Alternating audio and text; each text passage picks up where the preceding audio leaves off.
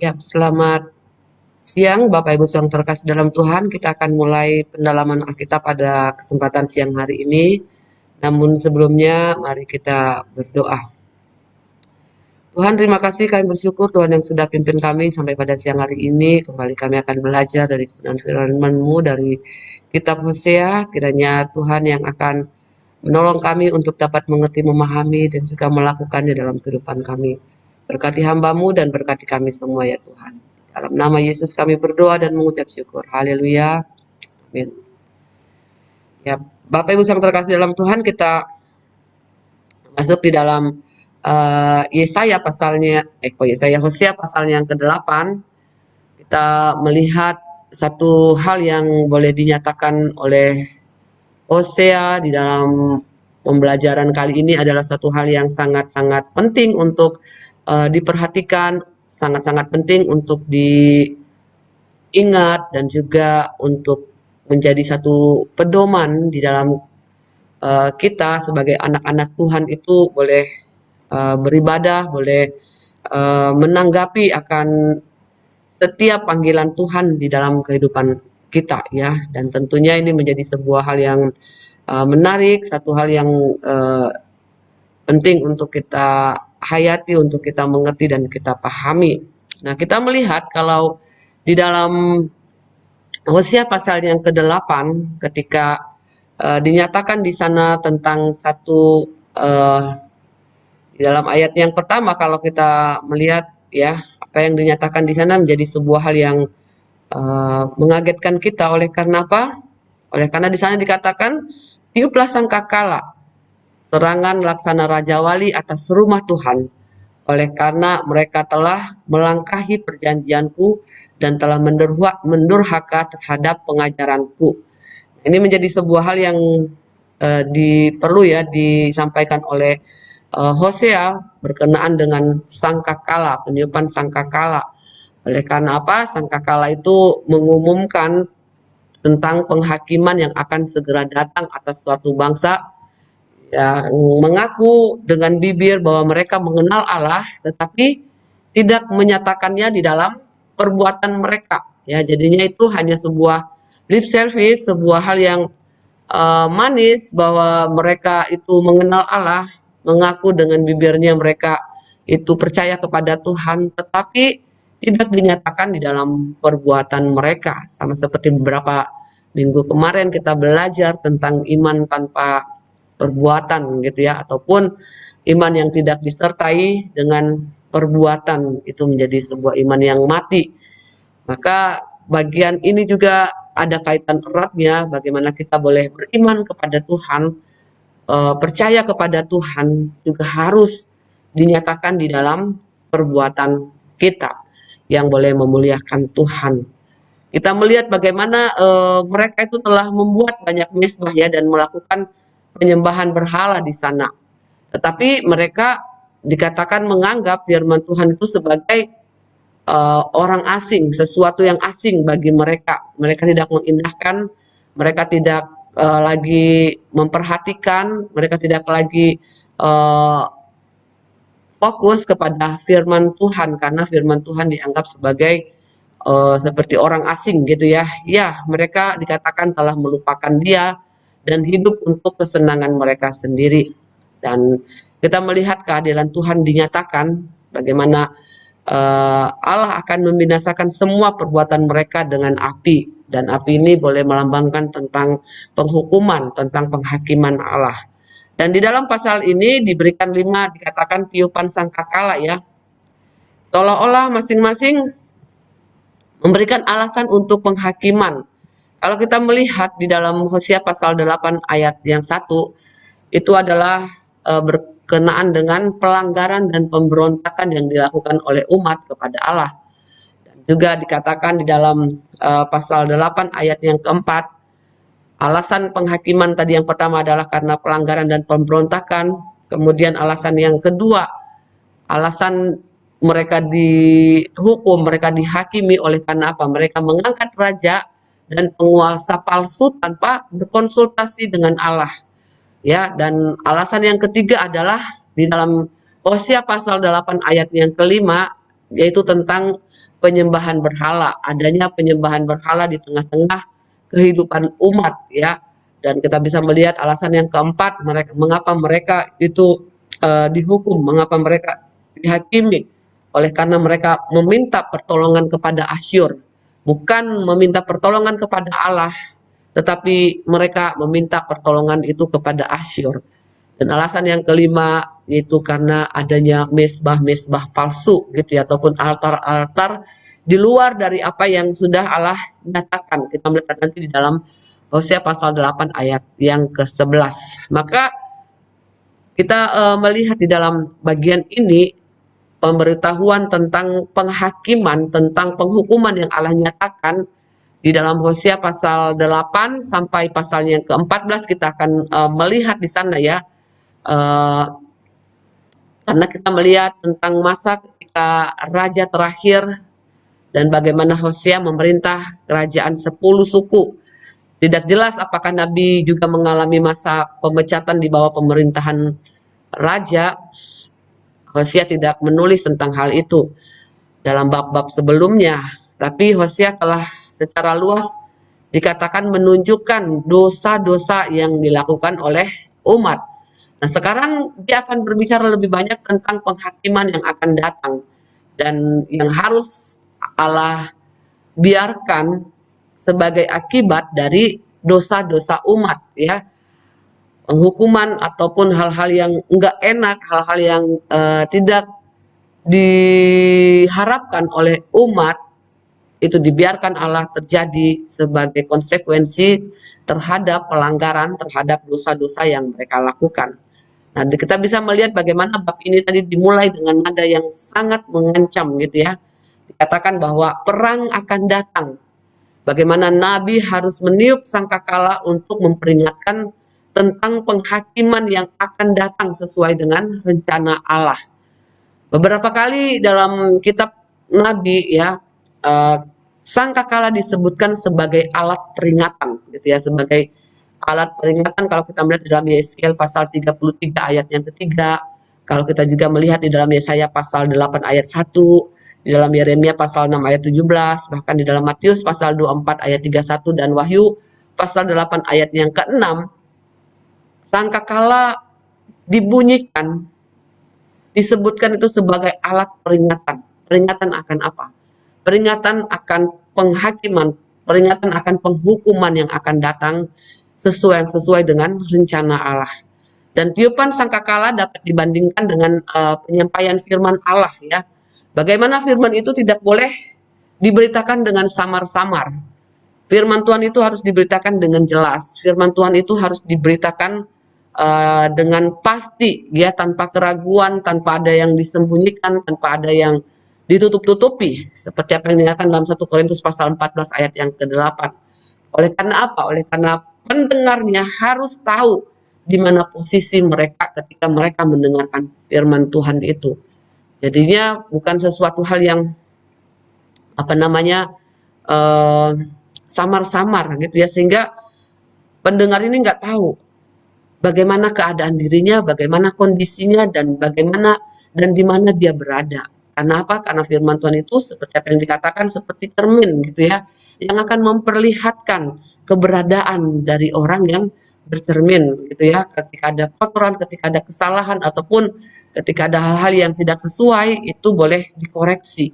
Dan makanya setiap hamba-hamba Tuhan yang menyampaikan firman Tuhan itu tidak boleh menjadi sesuatu yang samar-samar, tetapi harus jelas dan pasti ya, agar pendengar dari firman Tuhan itu mengerti keberadaan dan posisi mereka. Sayangnya Bapak Ibu yang terkasih, kita melihat bahwa ada beberapa hamba Tuhan, ada beberapa para pelayan Tuhan yang menyampaikan firman Tuhan ya, tidak membicarakan tentang apa? Kengerian yang akan menimpa umat manusia. Mereka istilahnya itu menjadi sesuatu hal yang ya, maksudnya itu keadilan Allah, murka Allah. Itu tidak disampaikan.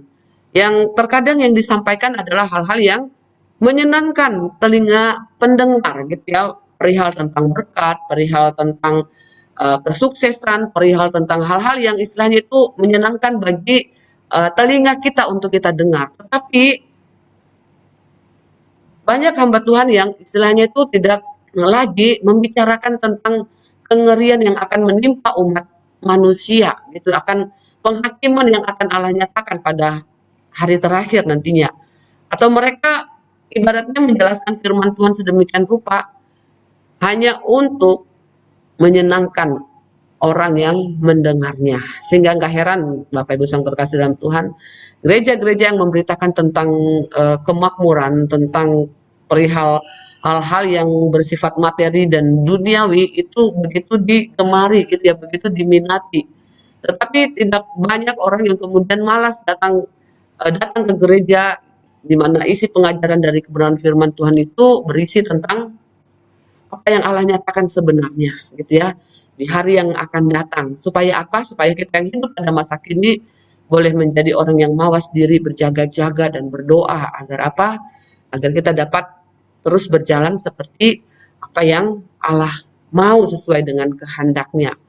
Dan kita bisa melihat ini menjadi sebuah panggilan gereja, menjadi sebuah warning bagi hamba-hamba Tuhan yang boleh melayani dalam pemberitaan firman Tuhan. Kita tidak dipanggil hanya untuk menyenangkan telinga manusia, untuk apa pendengar, tapi bagaimana kita dipanggil untuk menyatakan apa yang menjadi kehendak Tuhan, terutama tentang istilahnya itu sebuah penghakiman yang kelak akan dinyatakan Allah, dan bagaimana di dalam waktu sekarang ini kita dipersiapkan agar apa? Agar kita tidak istilahnya itu berjalan sesuai dengan keinginan kita sendiri, tapi kita bagaimana berjalan sesuai dengan kehendak Tuhan melalui firman-Nya. Dan dikatakan bagaimana suara sangkakala itu menjadi tidak jelas ya.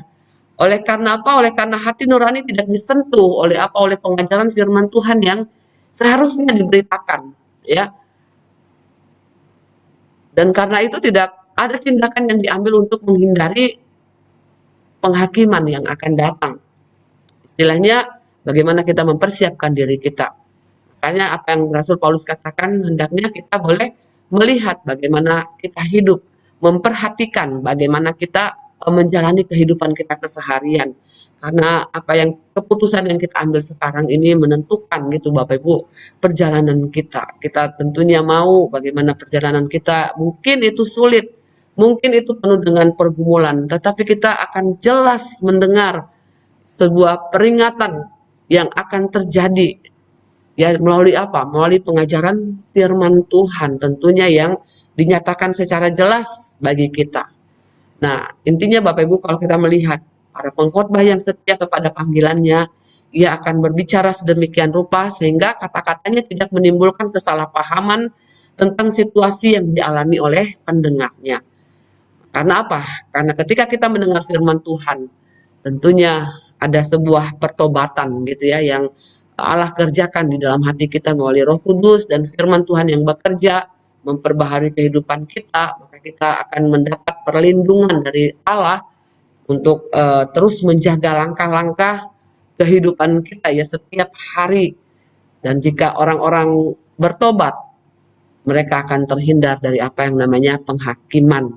Dan sebaliknya ya, kalau kita mendengarkan firman Tuhan dan tetap mengeraskan hati kita dengan tidak mau menuruti, dengan tidak mau taat terhadap firman Tuhan, maka hal yang sebaliknya Bapak Ibu kita juga nggak akan terluput dari apa yang namanya penghakiman itu. Karena apa? Penghakiman dikatakan dimulai dari rumah Tuhan. Dan ini menjadi sebuah hal yang membuat kita mawas diri, yang membuat kita terus berjaga-jaga setiap hari agar kita tidak menjadi lengah di dalam pengiringan kita akan Tuhan. Dan hal yang sama berlaku juga bagi gereja di zaman sekarang ini, karena sudah waktunya dikatakan apa tadi, penghakiman dimulai dari keluarga Allah dalam 1 Petrus 4 ayatnya yang ke-17. Nah, di sini kita melihat alasan penghakiman telah dinyatakan gitu ya. Bagaimana Allah telah membuat perjanjian dengan mereka dan mereka melanggar perjanjian itu. Allah telah memberikan hukumnya, namun mereka memberontak terhadapnya. Bukti kasih Allah Bapak Ibu dinyatakan kepada umat, yaitu ketika dia mau berfirman gitu ya, ketika dia mau berbicara, memberikan hukumnya kepada orang yang dikasihinya. Maka karena kita melihat ketika Allah itu tidak berbicara, ya kalau kita melihat di dalam bagian yang lain. Ketika tidak ada lagi nabi yang membicarakan firman Tuhan, yang tidak lagi menegur, yang tidak lagi dinyatakan kepada umat, akan membawa umat kepada ada yang namanya dikatakan dengan masa sunyi gitu ya, masa kelam, masa di mana Allah tidak lagi menyatakan firman-Nya, dan ini menjadi satu masa yang eh, saya kira ini mengerikan gitu ya. Oleh karena apa? Oleh karena firman Tuhan tidak lagi dinyatakan. Tetapi ketika firman Allah itu dinyatakan, ketika Allah berbicara kepada umatnya, ketika Allah memberikan hukum-hukumnya kepada umatnya, ini menjadi bentuk kasih gitu ya, bentuk cinta Allah kepada kita. Namun kita melihat respon dari umat ketika Allah membuat perjanjian, Allah memberikan firman kepada mereka, Allah memberikan hukum-hukumnya kepada mereka. Respon mereka bukannya menerima, bukannya menjadi bersyukur karena mereka dikasihi, mereka diperhatikan, mereka dicintai oleh Tuhan, tetapi kebalikannya Bapak Ibu, dikatakan bagaimana mereka memberontak terhadapnya. Umat Allah telah menjadi tidak setia pada perjanjian mereka dengan Dia. Mereka tidak hanya mengabaikan pernyataannya, tetapi mereka juga mencela Dia, dan secara terang-terangan mereka tidak ingin mematuhinya. Ya, di zaman kita hidup sekarang ini juga Bapak Ibu, kita menemukan baik kita ya maupun banyak orang percaya yang mengaku bahwa mereka memiliki hubungan dengan Tuhan. Mereka memiliki relasi dengan Allah, namun tidak hidup seturut dengan kehendak-Nya. Ya, kita melihat bagaimana mungkin istilahnya Bapak Ibu, kita ini tahu secara teori tentang Tuhan, tetapi bagaimana kita tidak mematuhi, kita tidak menaati, kita tidak menuruti apa yang menjadi kehendak Allah. Apa yang menjadi kehendak Allah kita tidak peduli gitu ya, kita tidak mau tahu. Terbukti ketika kita masih hidup sesuai dengan kehendak kita, bukan sesuai dengan kehendak Allah. Kebenaran itu mungkin kita tahu, tapi hanya sebatas pengetahuan bagi kita, tidak terwujud di dalam aplikasi kehidupan kita keseharian. Dan ini menjadi sesuatu hal yang juga hal yang penting untuk kita renungkan di dalam kehidupan kita, karena ketika kita mengaku bahwa kita memiliki relasi dengan Tuhan, kita sekaligus mencintai firman-Nya, dan sekaligus Bapak Ibu menjadi satu kesatuan yang tidak bisa dipisahkan. Ketika firman itu juga boleh menjadi bagian yang perlu kita lakukan, yang perlu kita perhatikan, karena dikatakan bahwa firman-Mu itu pelita bagi kakiku dan terang bagi jalanku. Dia yang akan menuntun kita setiap hari agar kita tidak tersesat, agar kita tidak terjatuh, terpeleset gitu ya pada kegelapan dunia ini. Maka kita melihat Bapak Ibu bahwa bagaimana pengakuan iman kita tidak hanya pengakuan di bibir saja seperti apa yang dilakukan oleh Israel. Kita melihat di dalam ayat yang kedua tadi dikatakan, kepadaku mereka berseru-seru, ya Allahku, kami Israel mengenal Engkau. Pernyataan bahwa mereka mengenal Dia hanyalah pengakuan bibir tanpa kebenaran di dalam hati, gitu ya. Ibaratnya mereka mengaku Tuhan, tetapi sesungguhnya itu hanya sebatas kata-kata, tidak sampai kebenaran itu ada di dalam hati mereka. Gitu ya, pengakuan di bibir tanpa kebenaran di dalam hati, seperti yang dinyatakan di dalam Matius 7 ayat yang ke-21, Matius 25 ayat 11 dan ayat yang ke-12, juga dalam Lukas 13 ayat 26 dan ayat yang ke-27. Ya, ini menjadi sebuah hal yang hanya istilahnya itu Bapak Ibu, hanya sebuah hal yang tidak mendasar. Oleh karena apa? Oleh karena pengakuan kita hanya di bibir tanpa ada satu landasan fondasi kebenaran yang nyata di dalam hati kita, boleh sungguh-sungguh percaya kepada Tuhan. Karena apa? Karena mereka datang kepada Tuhan untuk memohon bagi kebutuhan mereka. Ya, mereka memohon bagi keperluan, bagi segala keinginan mereka. Tetapi sejatinya di dalam realita mereka juga menyimpang dari Dia. Sehingga apa? Dikatakan Tuhan tidak mendengarkan mereka. Oleh karena apa? Oleh karena kedegilan hati mereka. Mereka datang kepada Tuhan hanya bagi apa? Bagi kepentingan diri mereka sendiri gitu ya. Bagi kepuasan diri mereka sendiri. Mereka ingin ini, mereka ingin itu, mereka begini, mereka begitu, tetapi tanpa sungguh-sungguh menghadirkan Allah, tanpa sungguh-sungguh pengenalan yang benar tentang Allah di dalam kehidupan mereka. Dan ini menjadi suatu hal Bapak Ibu yang juga peringatan bagi kita ya di dalam kehidupan sekarang. Kita boleh datang kepada Tuhan, kadang kita hanya datang kepada Tuhan itu hanya dia sebagai apa? Yang hanya bisa menolong kita, yang bisa apa namanya itu, bisa mengabulkan keinginan kita tanpa kita tahu, tanpa kita mengenal akan dia, tanpa kita sungguh-sungguh menaruh Tuhan itu, menaruh Allah itu dalam hati kita. Ya, kita hanya datang kepada dia saat kita butuh saja. Kita datang memohon kepada dia saat kita memerlukan saja gitu ya. Tapi ketika keadaan baik-baik, ketika kehidupan ini sesuai dengan apa yang kita harapkan, terkadang kita melupakan dia nanti seperti di dalam bagian-bagian selanjutnya yang akan kita perhatikan. Nah, kita melihat bagaimana dalam hal ini Allah tidak mendengarkan mereka. Oleh karena apa? Oleh karena kehidupan mereka sesungguhnya menyimpang dari Tuhan. Apa yang mereka lakukan di dalam keseharian sesungguhnya adalah sesuatu yang tidak berkenan kepada Tuhan. Sesuatu yang jauh dari apa yang Allah harapkan. Hanya Bapak Ibu ketika ada kerendahan hati yang sejati, ketika kita sungguh-sungguh datang memohon kepada Tuhan, di dalam sebuah pengenalan yang benar akan Tuhan, tentunya dia akan mendengarkan gitu ya. Oleh karena apa? Oleh karena kita tahu di dalam doa dan permohonan kita pun kita akan dimampukan seperti Tuhan Yesus berdoa, jangan kehendakku, tetapi kehendakmu yang jadi. Oleh karena apa? Oleh karena ada banyak orang yang memaksakan kehendak pribadi. Oleh karena ada banyak orang yang memaksakan keinginan pribadi kepada Tuhan. Sehingga ketika kehendak pribadi, keinginan diri ini tidak diwujudkan oleh Tuhan, Bapak Ibu, berapa banyak orang yang kemudian cepat kita meninggalkan Tuhan. Marah, kecewa kepada Tuhan gitu ya. Oleh karena apa? Oleh karena motivasi, tujuan datang kepada Tuhan bukan untuk sungguh-sungguh mau mengenal dia, dia sungguh-sungguh mau menyembah, sungguh-sungguh mau beribadah. Tetapi dalam tanda kutip, sesuatu yang diharapkan dari Tuhan. Kita hanya menginginkan berkat Tuhan, tanpa menginginkan Tuhan di dalam kehidupan kita. Nah, sebagian orang berkata, Bapak Ibu dalam bagian ini dikatakan, ya Allahku kami mengenalmu. Mengenal seperti apa Bapak Ibu yang dikatakan? Apakah mengenal ini hanya sekedar tahu? Ya, kita tahu Allah itu seperti itu. Ya, Allah itu besar, Allah itu maha kuasa, Allah itu begini dan begitu. Tanpa sungguh-sungguh mengenal secara pribadi tentang Allah sebagaimana dia mengenal kita secara pribadi ya. Maka dalam kehidupan ini Bapak Ibu nggak henti-hentinya kita itu terus belajar mengenal Tuhan. Karena apa? Karena pikiran kita yang terbatas, pikiran kita yang sangat tidak mungkin Bapak Ibu mengetahui Allah itu sesempurna. Karena apa? Karena kita orang yang terbatas di dalam memahami.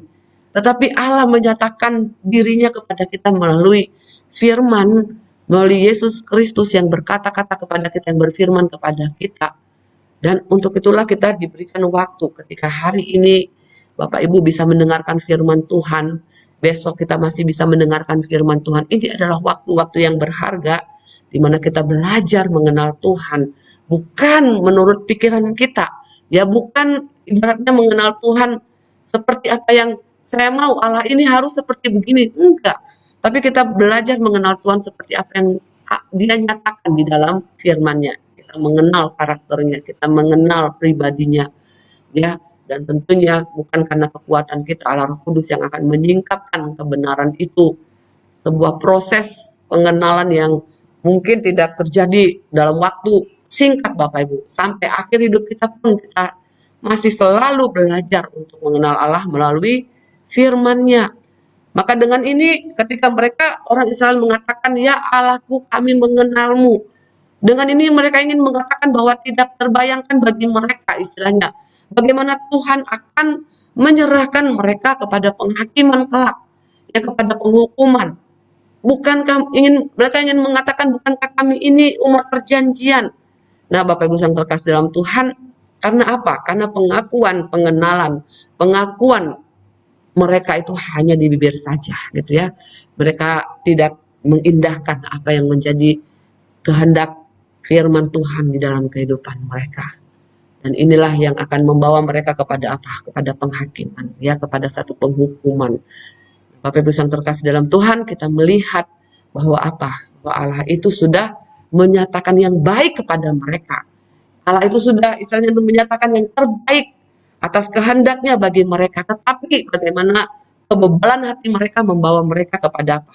Kepada penolakan akan sesuatu yang baik yang sudah Allah nyatakan kepada mereka. Di dalam ayat yang ketiga, Bapak Ibu, apa yang baik itu? Dikatakan ayat yang ketiga, Israel telah menolak yang baik, biarlah musuh mengejar dia. Karena yang baik di sini juga, kalau kita melihat Bapak Ibu di dalam 1 Petrus pasal 3 ayat 13 jelas siapa yang dimaksudkan dengan yang baik. Yang baik dalam hal ini adalah pribadi Allah sendiri, gitu ya. Allah sendiri yang sudah menjadi bagian dari kehidupan orang Israel. Dia ada di tengah-tengah mereka.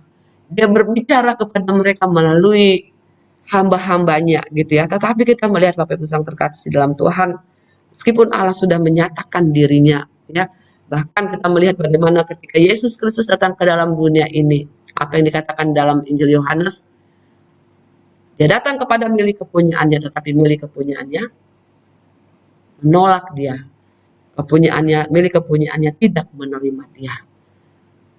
Suatu hal yang baik Bapak Ibu, Allah menyatakan dirinya sendiri.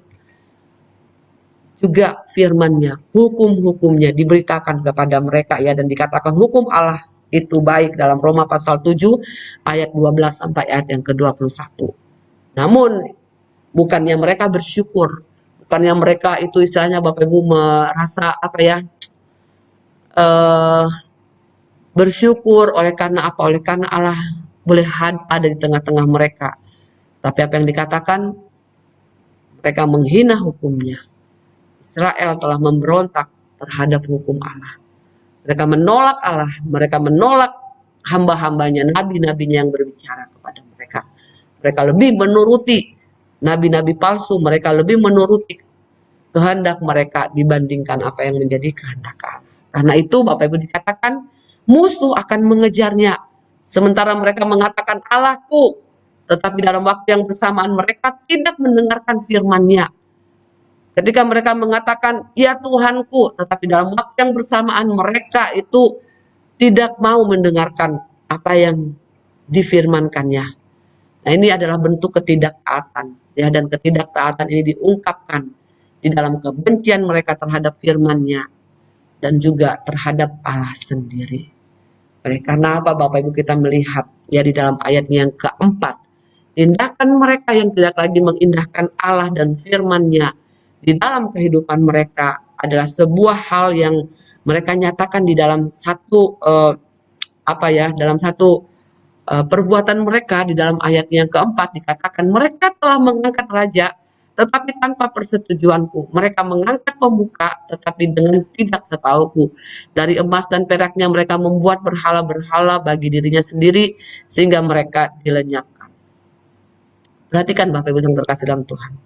Di dalam ayat ini disebutkan ada dua dosa yang dilakukan oleh umat. Yang pertama dikatakan apa? Mereka telah mengangkat raja-raja menurut kehendak mereka sendiri. Mereka tidak, ya, istilahnya itu datang kepada Tuhan untuk bertanya, ya, sekiranya Tuhan siapa yang Tuhan berkenan untuk memimpin, untuk menjadi raja atas kami. Tetapi mereka telah mengangkat raja-raja menurut kehendak mereka sendiri, menurut selera mereka, menurut keinginan mereka, gitu ya. Dan yang kedua, dosa yang kedua, bagaimana mereka telah melakukan penyembahan berhala. Perhatikan di sini Bapak Ibu yang terkasih dalam Tuhan. Karena bukan Allah, tetapi umatlah yang mengangkat raja-raja atas wewenang mereka sendiri. Semua raja yang menggantikan Yerobeam II dikatakan tidak disebutkan di awal kitab ini. Allah tidak dikenal di dalamnya. Mereka telah mengabaikannya, dikatakan dalam Yesaya pasal 31 ayat 1, ya. Bagaimana pengangkatan raja-raja di luar Allah sudah ada Bapak Ibu sejak awal dalam permintaan mereka akan raja seperti bangsa-bangsa lain ya, dalam 1 Samuel pasal 8 ayat 1 sampai 10, ketika mereka menginginkan raja ya, kemudian mereka datang dan mereka menetapkan Saul untuk apa Bapak Ibu? Untuk menjadi raja atas mereka ya, atas keinginan mereka. Dan hal ini terulang pada Raja Yerobeam I Bapak Ibu, kalau kita melihat ya di dalam 1 Raja-Raja 12 ayat 20. Setelah Yehu, revolusi dan pembunuhan membuat raja-raja menghilang dan kemudian muncul kembali. Semua ini akan berujung pada kehancuran mereka ya. Karena apa Bapak Ibu? Karena mereka bertindak berdasarkan apa? Berdasarkan keinginan, berdasarkan kehendak, berdasarkan kemauan mereka sendiri, tergantung selera mereka, tergantung oh ini orang ya menurut pandangan mereka sendiri ini orang ini bisa diandalkan gitu ya, tanpa meminta apa namanya itu persetujuan, meminta pertimbangan dari Tuhan apa yang keputusan yang mereka ambil, tetapi mereka mengambil keputusan itu Bapak Ibu sesuai dengan apa yang mereka mau, yang mereka inginkan, dan semuanya berujung pada kehancuran. Nah Bapak Ibu yang terkasih dalam Tuhan, di dunia kekristenan di zaman ini juga banyak orang yang sibuk gitu ya, mengatur segala sesuatu sesuai dengan ide mereka sendiri. Mereka tidak lagi bertanya kepada kehendak Allah. Firman Tuhan dijelaskan sesuai dengan keinginan mereka sendiri ya. Apa yang namanya itu hukum cocokologi gitu ya. Pokoknya wes dicocok-cocokkan gitu Bapak Ibu ya. Pokoknya disampaikan sesuai dengan keinginan mereka. Mereka berusaha untuk menyenangkan semua orang.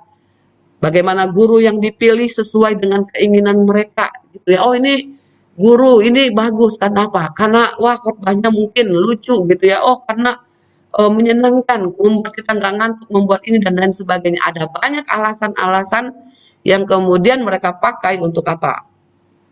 Untuk supaya keinginan mereka itu yang dinyatakan. Mereka memilih guru mereka sendiri di dalam keinginan mereka sesuai dengan selera masing-masing. Seperti apa yang dinyatakan dalam 2 Timotius pasal 4 ayat yang ketiga. Demikian yang terjadi atas Israel Bapak Ibu ya. Raja-raja diangkat tanpa berkonsultasi dengan Tuhan. Tuhan telah digantikan oleh berhala gitu ya. Penyembahan berhala adalah akar dari semua dosa yang melaluinya manusia tidak dapat menikmati apapun yang Tuhan ingin berikan kepadanya. Hati Israel sudah mendua. Bukan hanya mendua Bapak Ibu, mereka sudah menutup diri untuk Allah gitu ya, dan membuka hati mereka kepada apa? Kepada berhala, kepada nabi-nabi palsu. Mereka lebih mendengar gitu ya, mereka lebih mengandalkan, justru nanti bukan mengandalkan Allah, tapi justru mereka mengandalkan bangsa-bangsa yang kuat untuk apa? Menjadi tempat ya perlindungan mereka, dan ini satu hal yang dibenci oleh Tuhan kepada mereka. Nah Bapak Ibu yang terkasih dalam Tuhan, sekali lagi ini juga menjadi sebuah peringatan bagi kita setiap orang Kristen ya. Biarlah kita boleh menjadi orang Kristen yang istilahnya tidak hanya di mulut, penyataan di mulut, tetapi di dalam juga tindakan kita. Apa yang dikatakan oleh Yakobus, jangan lupakan Tuhan di dalam segala perencanaanmu, menjadi suatu hal yang perlu kita dengar gitu ya. Untuk melibatkan Tuhan ya, untuk bertanya kepada Tuhan dalam setiap pergumulan kita, dalam setiap hal-hal yang terjadi dalam kehidupan kita. Kita tidak lagi memutuskan berdasarkan apa yang kita pandang baik, tapi terlebih dahulu Bapak Ibu tentunya kita datang kepada Tuhan, memohon hikmat Tuhan, menuntun kita, mengarahkan kita pada keputusan yang sesuai dengan apa yang Dia mau. Kita yakin dan percaya bahwa Roh Kudus yang akan menuntun kita Bapak Ibu mengambil tindakan, mengambil keputusan, mengambil pilihan di tengah-tengah situasi ataupun polemik yang kita hadapi, pergumulan yang kita hadapi. Tentunya ketika kita dekat dengan Tuhan, Dia akan menuntun kita kepada apa? Pilihan yang baik, yang bijak, yang sesuai dengan apa yang menjadi kehendak. Bapak Ibu yang terkasih dalam Tuhan, kita melihat di dalam ayat yang kelima, kita melihat panjang sabar Tuhan dinyatakan bagi umat yang berlaku serong bagi umat yang tidak lagi mengindahkan akan kehadirannya, tidak lagi mengindahkan firman-Nya, tidak lagi mengindahkan hukum-hukumnya Bapak Ibu di tengah-tengah kehidupan umat saat itu. Ayat yang kelima, berapa lama? Perhatikan Bapak Ibu, ayat yang kelima dikatakan, aku menolak anak lembumu, hai Samaria. Murkaku menyala terhadap mereka. Sampai berapa lama tidak dapat disucikan? Penyembahan berhala Bapak Ibu dikecam. Itu terjadi di tanah Samaria. Meniru patung anak lembu di Betel saat itu. Allah menyatakan kebenciannya tentang hal itu. Berapa lama dia harus menanggungnya sebelum mereka membersihkan diri dari kekejian ini? Pertanyaan berapa lama Bapak Ibu menunjukkan keinginan Allah untuk memulihkan mereka. Berapa lama menunjukkan kepedulian Tuhan kepada umat. Untuk apa? Sebuah pemulihan ya yang dinyatakan.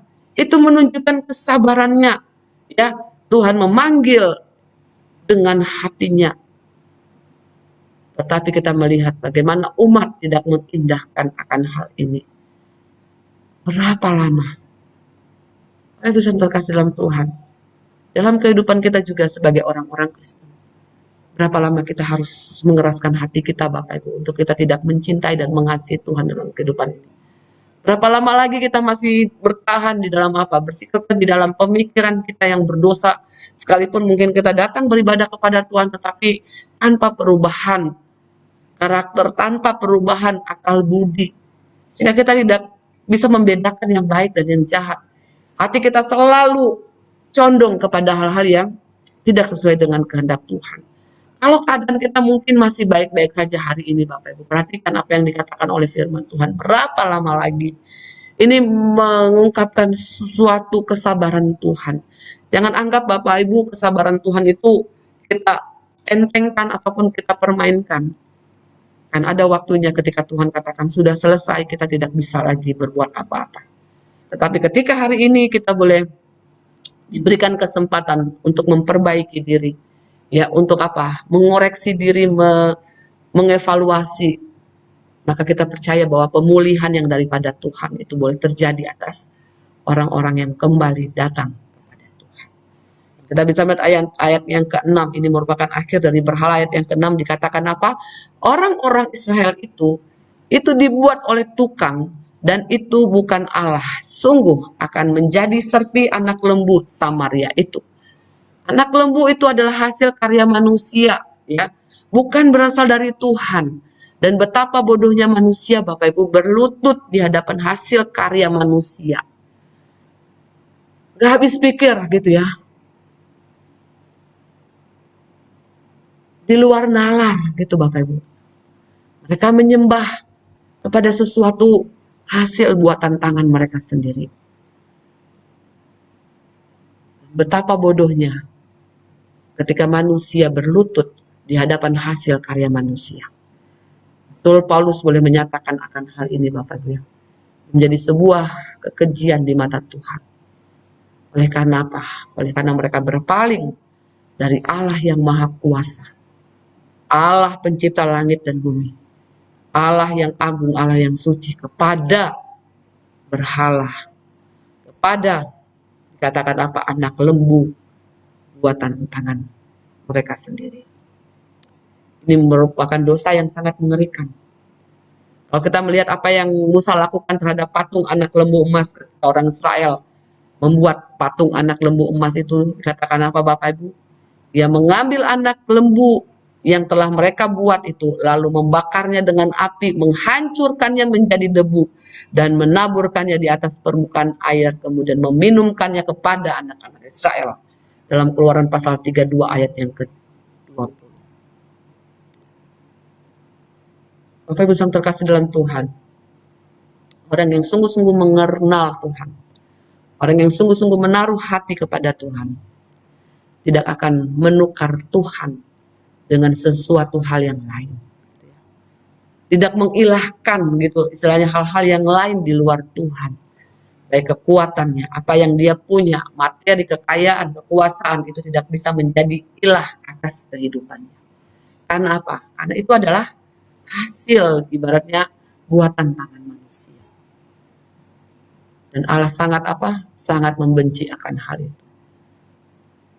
Jika kita boleh sungguh-sungguh menaruh perhatian kita kepada firman Tuhan, maka kita akan dibawa kepada satu pengertian akan kemahakuasaan Tuhan, kekudusan Allah yang tiada terkira, dan membuat kita, Bapak Ibu, hanya sujud untuk terus menyembah kepada Allah yang hidup itu.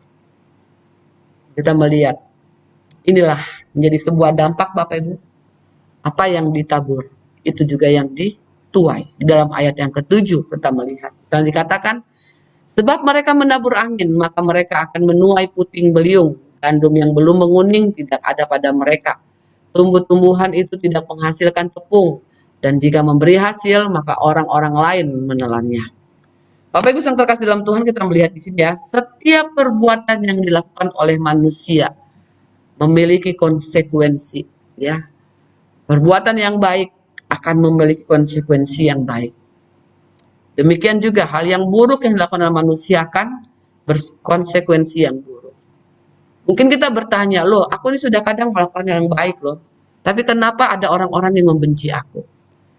Aku sudah melakukan hal yang baik, tapi kenapa ada orang-orang yang ibarat tidak menyukai aku? Sehingga kita mungkin dibuat menderita dan sebagainya. Bapak Ibu yang terkasih dalam Tuhan, kita melihat di dalam hal ini bahwa dalam kehidupan setiap kita tidak menjadi istilahnya itu ya, kemudian menjadi kompromi, menjadi tawar hati dalam mengiring kepada Tuhan. Meskipun ada hal yang baik yang kita lakukan dan mungkin hal yang gak baik yang kita dapatkan, ibaratnya dari orang-orang yang tidak menyukai akan kebaikan yang kita nyatakan, Bapak, itu tidak menjadi apa namanya itu ya, membuat kita menjadi tawar hati dalam mengiring Tuhan. Karena apa? Karena sesungguhnya nanti kita melihat ya bagaimana ketika manusia menabur kata-kata dan perbuatan sepanjang hari, segala sesuatu yang dilakukan memiliki konsekuensi bagi dirinya sendiri dan juga mungkin bagi orang lain. Terkadang konsekuensi itu dramatis gitu ya, terkadang tidak terlihat atau terukur. Bagaimanapun Bapak Ibu, Tuhan selalu memperhatikannya. Seperti apa yang dia mengatakan Bapak Ibu, ya, bahwa pembalasan adalah haknya Tuhan. Ini bukan berarti kita kemudian menaruh dendam kepada orang yang berbuat jahat kepada kita, tidak ya. Tapi bagaimana kita tahu ya semuanya itu adalah Allah yang istilahnya itu campur tangan. Kita ini hanya melakukan apa yang menjadi kehendak Tuhan. Tanpa kita melakukan pembelaan diri ataupun hal yang lainnya, kita tahu bagaimana Tuhan itu adalah Tuhan yang adil ya. Yang kita lakukan adalah bagaimana kita terus berbuat baik, menyatakan apa yang menjadi kehendak Tuhan dalam kehidupan kita. Ya, dan kita tahu kita mau selalu berdoa bagi orang-orang di sekitar kita. Mungkin bagi apa yang dikatakan oleh Yesus, berdoalah bagi musuhmu, bagi orang-orang yang tidak menyukai engkau. Karena itu urusannya bukan lagi dengan kita gitu ya, istilahnya kita bagaimana kita melakukan firman Tuhan dan kita menyerahkan seluruh hidup kita hanya kepada Tuhan. Karena apa? Karena setiap perkataan, setiap perbuatan akan dihakimi oleh Tuhan, akan diperhitungkan oleh Tuhan. Maka kita melihat Bapak Ibu yang terkasih, apakah seseorang itu sibuk dengan dan untuk dirinya sendiri atau dengan dan untuk Tuhan. Itulah latar belakang dari segala sesuatu yang dia katakan dan dia lakukan.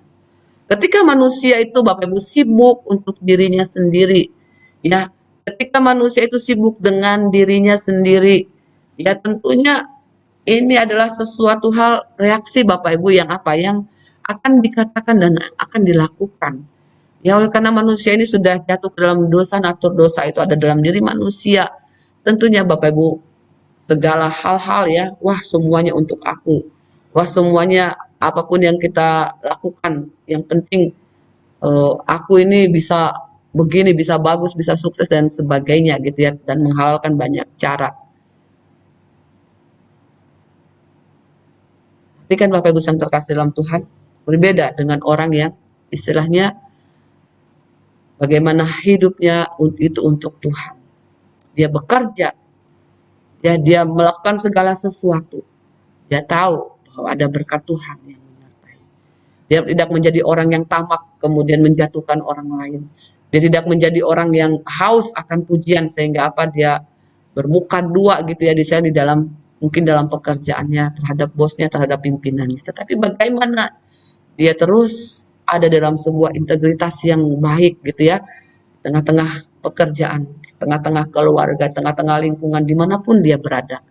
Karakter Kristus itu nyata di dalam kehidupannya, sehingga dia tidak haus akan pujian, sehingga dia tidak haus akan apa namanya kekuasaan. Dia hanya menjalankan apa yang menjadi perannya sebagai orang pilihan Tuhan, ya umat pilihan Allah di tengah-tengah dunia ini. Itulah Bapak Ibu yang terkasih dalam Tuhan, bagaimana Paulus pun mengatakan kepada orang-orang percaya yang berpegang kepada hukum Taurat di jemaat Galatia ya, bahwa seorang menuai apa yang dia tabur. Dalam Galatia pasal 6 ayat 7, Hosea pasal 10 ayat 13, Ayub pasal 4 ayat 8, Amsal 22 ayat yang ke-8 juga ya. Bagaimana para penyembah berhala, dikatakan Israel menabur angin.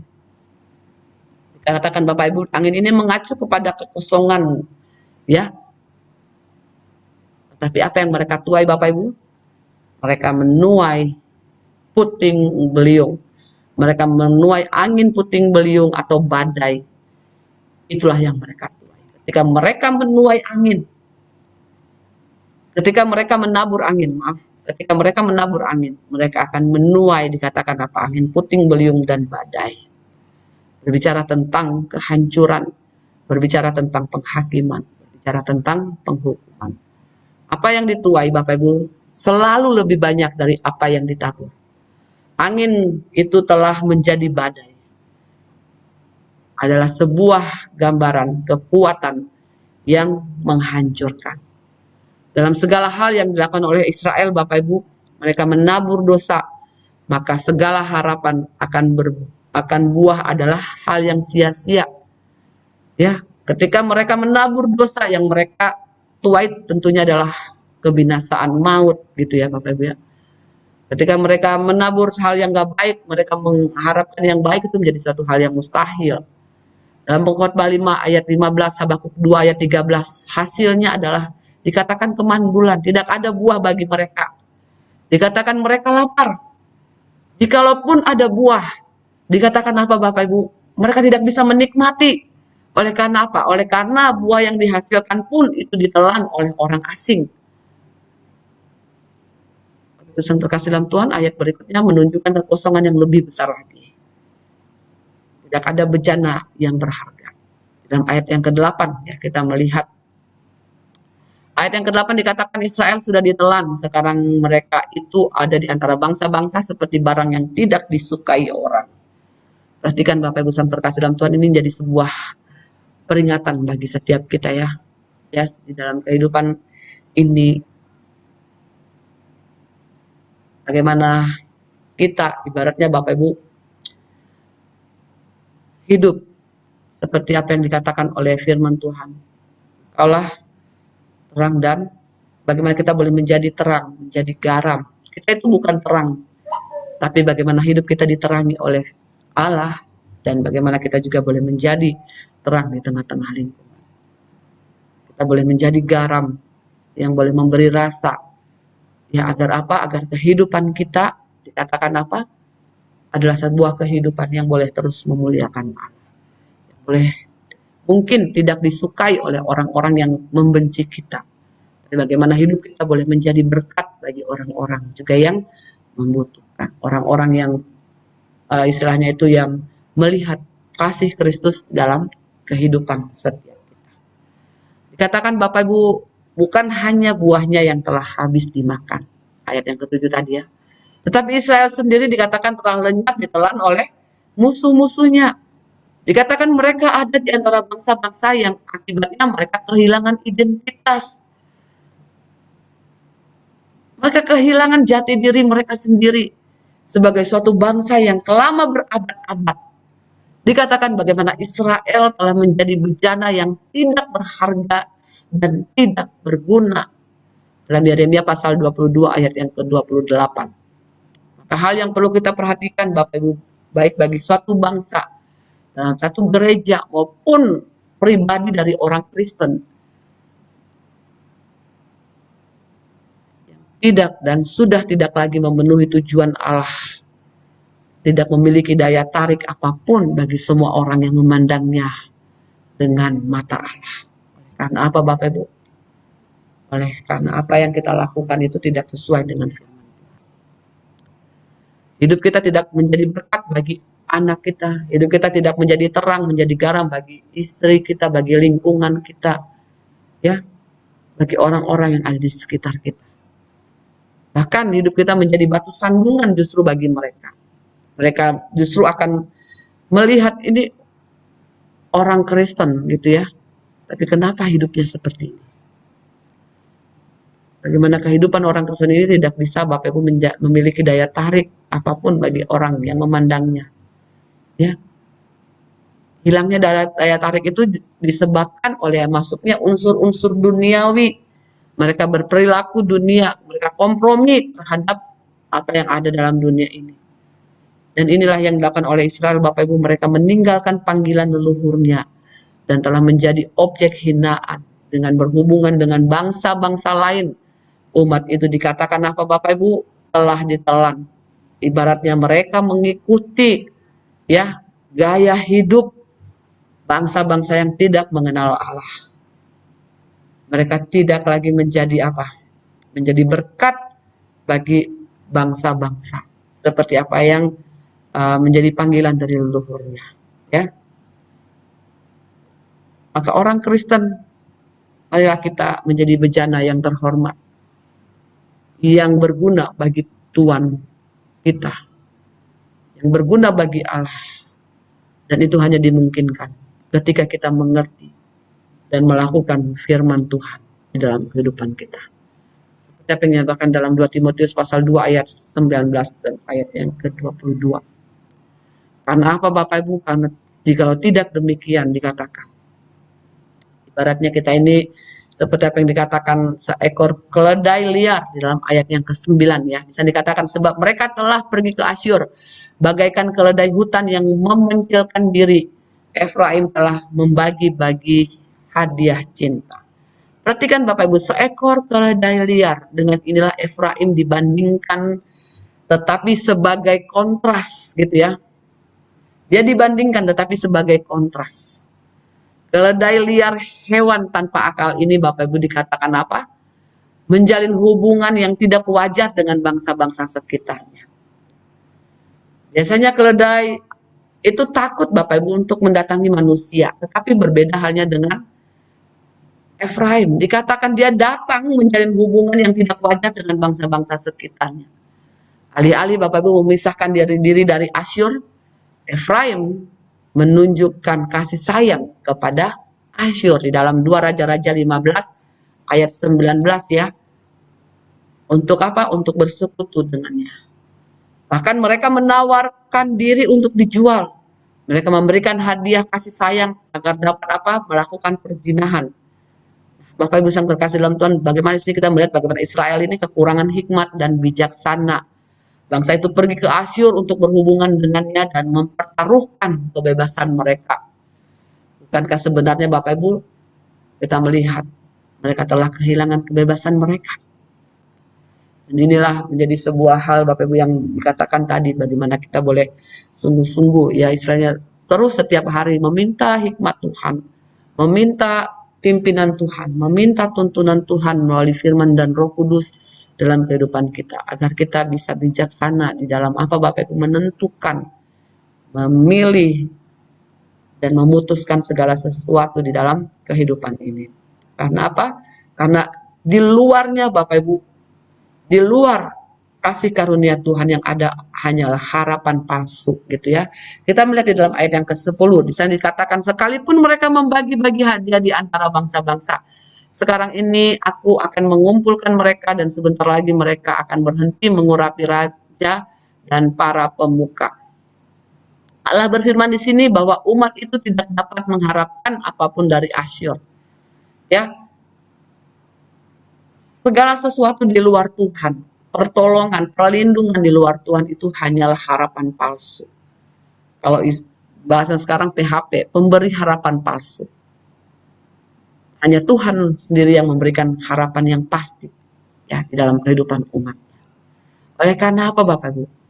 Oleh karena Ketika Asyur itu tampaknya menanggapi upaya perdamaian dengan Israel, Allah akan memastikan bahwa hasil yang mereka inginkan itu tidak tercapai. Sebaliknya ia akan menggunakan perdamaian ini untuk apa? Memenuhi hukumannya. Ia akan menggunakan Asyur untuk apa, Bapak Ibu? Untuk mengumpulkan umatnya dalam penawanan. Ya, di mana Asyur tidak akan menjalin persahabatan dengan mereka. Tetapi kita melihat nanti bagaimana menyebarkan mereka di antara bangsa-bangsa, dan hal itu akan merampas semua kebebasan bergerak mereka. Tapi bisa terkasih dalam Tuhan, ini menjadi satu hal yang menjadi peringatan juga bagi kita, ya. Apa yang seolah-olah Bapak Ibu memberikan harapan di tengah-tengah dunia ini, itu hanya sebuah harapan yang palsu. Kita tidak bisa menggantungkan harapan kita kepada hal-hal yang lain. Bukan berarti Bapak Ibu hal yang lain itu tidak berguna. Tetapi apa yang menjadi fokus, apa yang menjadi hal yang utama dalam kehidupan kita, Bapak Ibu,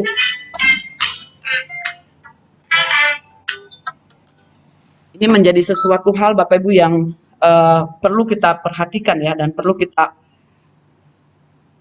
hargai. Oleh karena apa?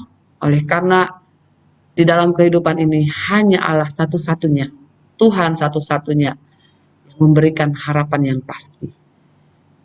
Segala sesuatu yang menampaknya memberikan harapan, tetapi ujungnya itu adalah sebuah kepalsuan. Ibaratnya sebuah fata morgana yang tiada, ya, kekal gitu, yang nggak ada bisa bertahan. Maka Bapak Ibu yang terkasih dalam Tuhan, kita melihat di dalam ayat yang ke-11. Dan dikatakan, sungguh Efraim telah memperbanyak mezbah. Mezbah-mezbah itu menjadikan mereka berdosa. Allah hanya, Bapak Ibu, di dalam firman kan kita melihat bagaimana dia memberikan 2 mezbah kepada umatnya. Mezbah persembahan bakaran dari perunggu di pelataran bait suci, dan yang kedua adalah mezbah dupa dari emas di bait suci. Daud berbicara tentang kedua mezbah ini sebagai tempat di mana seseorang dapat menemukan ketenangan. Jadi dalam Mazmur pasal 84 ayat yang ketiga. Mezbah persembahan bakaran dari perunggu melambangkan salib Tuhan Yesus, di mana orang berdosa dapat melepaskan beban dosa-dosanya, dan di mana ia dapat menemukan ketenangan bagi hati nuraninya. Mezbah dupa dari emas melambangkan penyembahan yang dapat dipersembahkan seseorang kepada Allah. Nah, di luar 2 hal ini, Bapak Ibu, mezbah-mezbah lain itu disebutkan memang menunjukkan kemiripan dengan religiusitas, dengan ibaratnya hal-hal yang rohani, tetapi pada kenyataannya hanyalah penyebab dosa. Karena apa? Karena mezbah-mezbah itu dirancang dan didirikan oleh pikiran manusia yang berdosa. Mezbah-mezbah itu berbicara tentang, Bapak Ibu, ya, kedekatan kepada Tuhan dengan cara yang mudah bagi manusia, tetapi tidak memperhatikan apa yang difirmankan oleh Allah tentang bagaimana orang itu bisa dekat kepada Tuhan. Ini berbicara tentang cara-cara manusia untuk apa? Cara-cara manusia untuk dekat kepada Tuhan dengan pikirannya sendiri, dengan kehendaknya. Tetapi itu tidak akan mampu bisa membawa manusia bertemu dengan Allah. Hanya ketika Allah sendiri, Bapak Ibu, yang datang memberitahukan bagaimana kita bisa datang kepadanya, itulah jalan, Bapak Ibu, satu-satunya yang dapat menolong kita untuk apa? Untuk datang mendekat kepada Tuhan. Nah, di luar apa yang menjadi kehendak Tuhan, semuanya hanya membawa kita kepada apa? Penyesatan di dalam apa? Di dalam kita menjalani kehidupan ini. Untuk itu, apa yang menjadi perhatian bagi kita, Bapak Ibu, mari kita sungguh-sungguh menghargai gitu, ya, apa yang menjadi ketetapan Allah dalam kehidupan setiap kita. Ya, karena apa? Altar-altar yang lain ataupun mezbah-mezbah yang lain itu hanya menjadi sebuah kejijikan di mata Tuhan. Karena bukan itu yang diminta, yang diharapkan. Dan apa yang menjadi kehendak Allah itu bukan. Kemudian kita bisa melihat bagaimana Hosea merujuk pada mesbah-mesbah ini lagi, nanti kalau kita melihat di dalam pasal yang ke-10 ayat yang pertama ya, memperlakukan Tuhan dikatakan sebagai orang asing ya. Di dalam ayat yang ke-12 Bapak Ibu kita baca, sekalipun kutulis baginya banyak pengajaranku, itu akan dianggap mereka sebagai sesuatu yang asing. Efraim telah mengetahui jalan yang benar, ya, tetapi mereka tidak mau mendengarkan ajaran apapun. Mereka menganggap apa yang dikatakan oleh Tuhan sebagai perkataan orang asing yang nggak usah direkam, gitu, yang nggak usah diperhatikan. Mereka tidak mau mendengarkan apa yang Tuhan katakan. Mereka menuruti apa yang menjadi kehendak mereka, ya, karena menurut mereka itu tidak menyangkut mereka. Mereka tidak mengerti bahwa ajaran Tuhan itu ditujukan kepada mereka. Kadang kita pun memperlakukan firman Tuhan seperti itu, Bapak Ibu ya. Ibaratnya ketika firman Tuhan itu diperdengarkan, kita merasa bahwa diri kita itu sudah benar gitu ya. Oh ini untuk sesamaku, oh ini untuk dia. Kita menghakimi sesama kita dengan firman Tuhan. Bukankah firman Tuhan itu terlebih dahulu Bapak Ibu ditujukan kepada kita untuk apa? Memperbaiki kelakuan kita, menyatakan kesalahan kita, dan membawa kita kepada satu kehidupan yang berubah tentunya ya. Bagaimana kita juga kadang memperlakukan firman Tuhan seolah-olah asing bagi kita. Kita hanya mendengarkannya ketika kita punya waktu saja, ketika kita merasa ingin saja, ketika kita pengen tahu saja. Terkadang kita membaca Alkitab hanya untuk menyenangkan perasaan keagamaan kita, memenuhi kognitif kita. Dalam hal ini membaca Alkitab dapat dialami sebagai hiburan gitu ya, yang menyenangkan. Tanpa apa Bapak Ibu? Tanpa firman itu boleh sungguh-sungguh menyentuh sampai kepada hati kita. Yang kurang dalam semuanya ini adalah sebuah penerapan firman Allah di dalam seluruh praktika kehidupan kita. Ini yang menjadi istilahnya itu hal yang terlihat nyata Bapak Ibu ya. Kita mengatakan wah kita tahu banyak firman Tuhan. Tapi apakah banyaknya firman Tuhan yang kita tahu Bapak Ibu itu mempengaruhi praktika kehidupan kita keseharian? Bagaimana kita bertindak, bagaimana kita berbuat, berkata-kata, bahkan bagaimana kita berpikir di dalam tujuan dan motivasi kita itu apakah sesuai dengan firman Tuhan? Apakah penerapan firman Tuhan itu sampai pada mengubah kehidupan kita? Atau hanya sampai pada kognitif, pada pengetahuan saja? Untuk itu Bapak Ibu yang terkasih dalam Tuhan, dari Musa hingga Hosea kita melihat bagaimana Tuhan telah memberikan banyak ajaran. Dan Israel tidak punya alasan untuk tidak mengetahui kehendak Tuhan. Kepada mereka dinyatakan apa yang menjadi kehendak Tuhan. Dan ketaatan dikatakan lebih baik daripada korban persembahan. Ayat yang ke-13. Di sana dikatakan Bapak Ibu mereka mencintai korban sembelihan. Mereka mempersembahkan daging dan memakannya. Tetapi Tuhan tidak berkenan kepada mereka. Sekarang ia akan mengingat kesalahan mereka dan akan menghukum dosa mereka. Mereka harus kembali ke Mesir.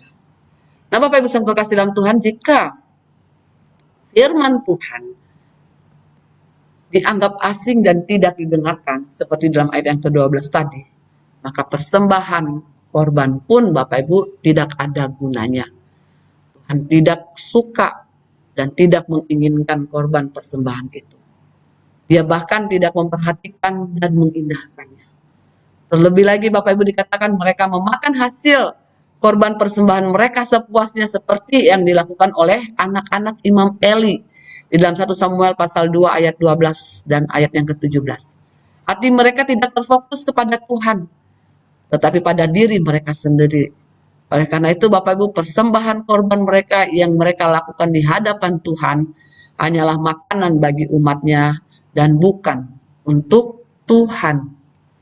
Sama seperti Bapak Ibu banyak hal ya yang kalau kita melihat ketika dikatakan ibadah di dalam kekristenan. Ibadah itu apa Bapak Ibu? Kadang kita berpikir ya ibadah kita sudah memuji Tuhan, berdoa, mendengarkan firman Tuhan ya sudah gitu kan. Tetapi apakah ibadah yang sesungguhnya Bapak Ibu yang terkasih dalam Tuhan? Ibadah yang sesungguhnya adalah bagaimana kita boleh menaklukkan diri kita pada ketaatan terhadap firman Tuhan. Ya, bagaimana kita boleh dibawa kepada satu penyembahan Untuk apa Bapak Ibu? Untuk takluk, untuk menundukkan kehendak kita di atas kehendak Allah. Ya, kita melihat Bapak Ibu yang terkasih dalam Tuhan bagaimana ketaatan kepada firman Tuhan itu jauh lebih baik daripada korban sembelihan, dan memperhatikan lebih baik daripada lemak domba jantan dalam 1 Samuel 15 ayat yang ke-22, di mana ketaatan tidak ditemukan. Mungkin tidak begitu banyak aktivitas rohani Bapak Ibu, tetapi Tuhan tidak menerimanya. Dia akan membawa kembali Israel, dikatakan, ke Mesir, kembali ke perbudakan yang pernah mereka alami dan yang telah mereka lupakan. Dan kali ini orang Asyur akan membawa mereka pergi untuk diperbudak, ya, kalau kita melihat dalam pasal 9 ayat yang ketiga dan juga di pasal 11 ayat yang kelima. Bapak Ibu yang terkasih dalam Tuhan, oleh karena apa? Bagian yang terakhir ini sangat penting bagi kita. Kejadian-kejadian ini Bapak Ibu, ya, ketika kita terus mengeraskan hati, ketika kita terus tidak lagi mau mendengar dan tidak mau berubah di dalam kehidupan ini, tidak mau bertobat kepada Tuhan, Bapak Ibu, katakan apa, Tuhan akan membawa mereka kembali kemana? Ke Mesir. Tuhan akan membiarkan. Tapi ketika tentunya Bapak Ibu firman Tuhan itu dinyatakan kepada kita, kita dikatakan menerima firman itu dan melakukannya di dalam kehidupan setiap kita. Oleh karena apa? Yang terjadi di Israel menjadi sebuah peringatan, menjadi sebuah warning yang begitu tegas dinyatakan kepada kita Bapak Ibu. Bagaimana mereka melupakan Sang Pencipta. Sang Pencipta yang terlupakan. Di dalam ayat yang ke-14, mari kita baca. Dan dikatakan Israel telah melupakan pembuatnya dan telah mendirikan istana-istana.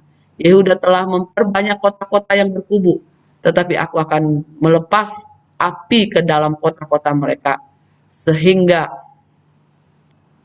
mereka dimakan habis. Lebih sering Bapak Ibu dibicarakan tentang Tuhan sebagai Sang Pencipta. Dalam Ulangan pasal 32 ayat 15, kalau kita melihat dalam Ayub 35 ayat 10, di dalam Mazmur 100 ayat yang ketiga, apa yang Dia ciptakan adalah miliknya dan untuknya. Sebagai Sang Pencipta, Dia telah melengkapi ciptaannya dengan segala macam fungsi, sehingga ciptaannya dapat berfungsi dengan optimal. Dia telah memberikan dalam hukumnya, Bapak Ibu, apa yang dikatakan sebuah panduan terperinci untuk ciptaannya.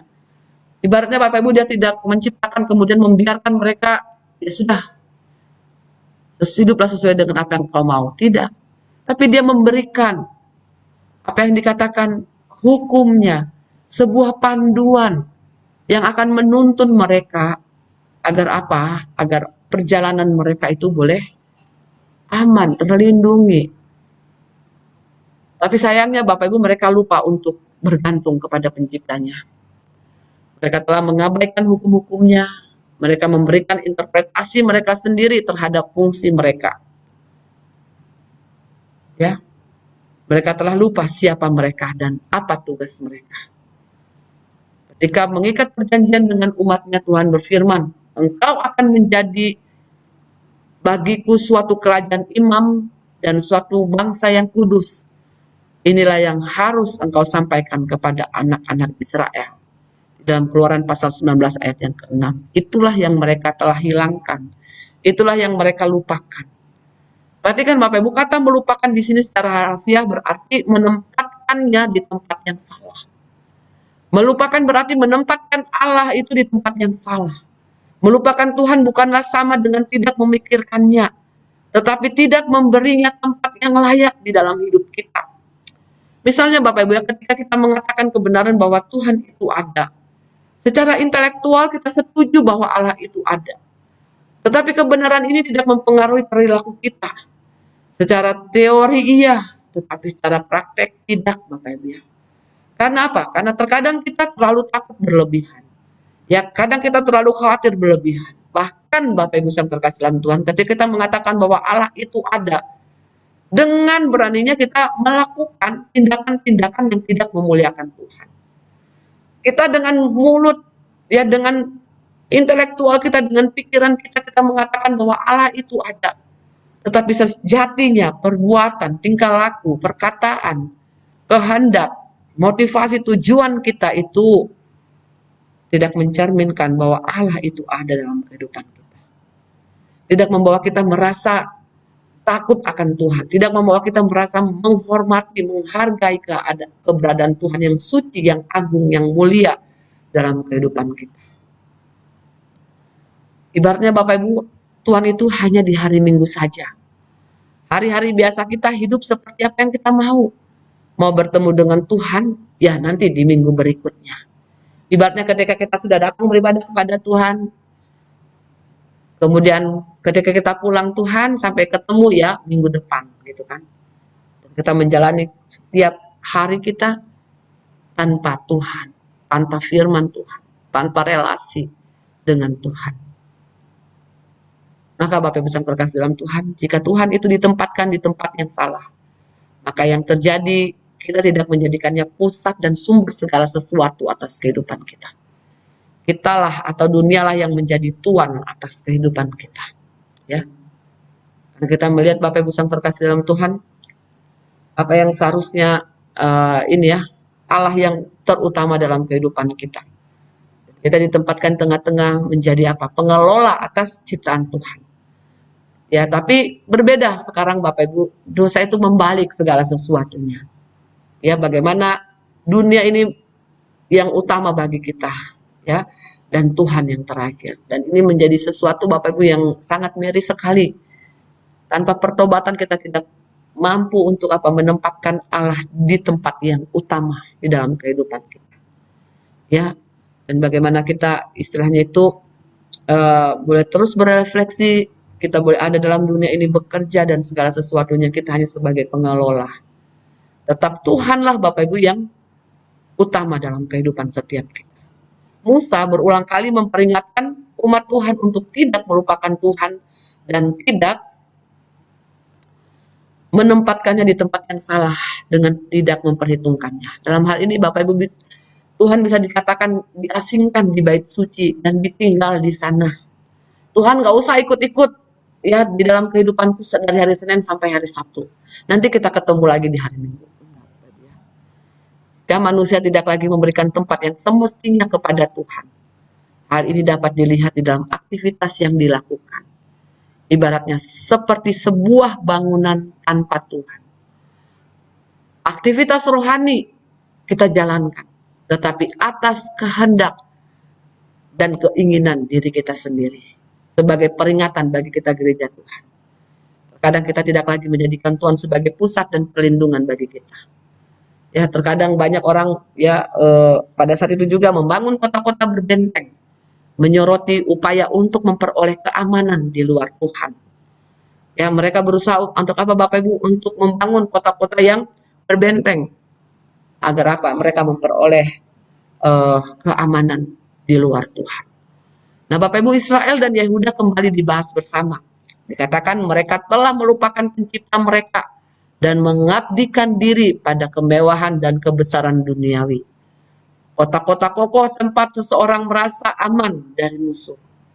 Rasa aman Bapak Ibu tentunya kita melihat ya, adalah sesuatu yang selalu dicari oleh manusia.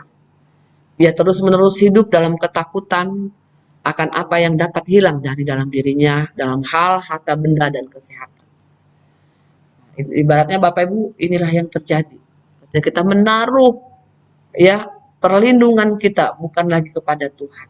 Ada ketakutan ya atas hal yang mungkin itu hilang daripada diri kita. Nah, sebagai hukuman Bapak Ibu, Tuhan akan menyerahkan semuanya ke dalam api. Ya, dikatakan baik Israel maupun Yehuda harus menghadapi penghukuman masing-masing atas dosa yang telah dilakukan. Untuk itu bagi kita Bapak Ibu, mari kita datang kepada Tuhan ya. Dia sumber perlindungan, dialah sumber harapan dalam kehidupan kita. Maka kita tidak lagi menjadi takut di dalam menghadapi kehidupan ini Bapak Ibu ya. Karena kita tahu seperti minggu kemarin kita telah merayakan kebangkitan Kristus. Sesulit apapun hidup yang kita alami, ya kita tahu bahwa kita sedang berjalan pada kepastian akan hidup yang kekal. Ya, kita tahu bahwa kebangkitan Kristus itu boleh menolong kita untuk memahami dan mengerti tujuan hidup kita dalam dunia ini, ya. Dan kita melihat Bapak Ibu yang terkasih dalam Tuhan, rasa aman selalu, ya, tidak lagi kita lihat kepada apa yang dapat kita ciptakan. Seperti apa yang dikatakan tadi, mereka membangun kota-kota berbenteng untuk memperoleh keamanan di luar Tuhan. Sehebat apapun usaha manusia Bapak Ibu, itu tidak akan bisa menjamin, ya, akan apa? Akan apa yang terus dicari oleh hidup manusia. Karena apa? Karena di luar Tuhan, ketakutan demi ketakutan itu akan selalu ada. Ketakutan yang dapat hilang dari dirinya dalam hal harta benda, bahkan di dalam hal kesehatan. Itu tidak akan membawa kita kepada apa Bapak Ibu, rasa damai yang sejati. Kedamaian yang sejati hanya akan kita peroleh di dalam diri Tuhan kita Yesus Kristus. Kiranya apa yang dialami oleh Israel dan Yehuda ketika mereka dihancurkan oleh bangsa Asyur, dan Yehuda juga akan dibawa ke pengasingan di Babel, ini Bapak Ibu menjadi sebuah peringatan bagi kita. Jangan sampai kita melupakan Tuhan. Selalu ingat Tuhan. Ya, apa yang dikatakan dalam kitab Pengkhotbah, ingatlah Tuhan pada masa muda. Kita mau terus ibaratnya itu membangun relasi dengan Tuhan di dalam pengenalan akan Tuhan melalui firman-Nya. Karena itulah yang akan menuntun dan mengarahkan kita. Dan menaruh harapan kita di tengah-tengah dunia. Kiranya Tuhan yang menolong dan memberkati kita. Mari kita berdoa. Tuhan, terima kasih, kami bersyukur Tuhan yang sudah menolong dan memberkati kami. Untuk kami boleh hidup pada kesempatan saat ini Tuhan. Semua karena anugerah-Mu yang boleh memimpin dan memimpin kami. Ingatkan kami untuk hati kami tetap terpaut kepada Tuhan. Ingatkan kami untuk tetap Tuhan mengingat akan Engkau di dalam seluruh keberadaan kami. Karena itulah yang membuat kami boleh berhasil Tuhan menjalani kehidupan ini seperti apa yang Engkau mau. Berkati hamba-Mu dan berkati kami semua. Di dalam nama Tuhan Yesus kami berdoa dan mengucap syukur. Amin. Tuhan Yesus memberkati kita semua.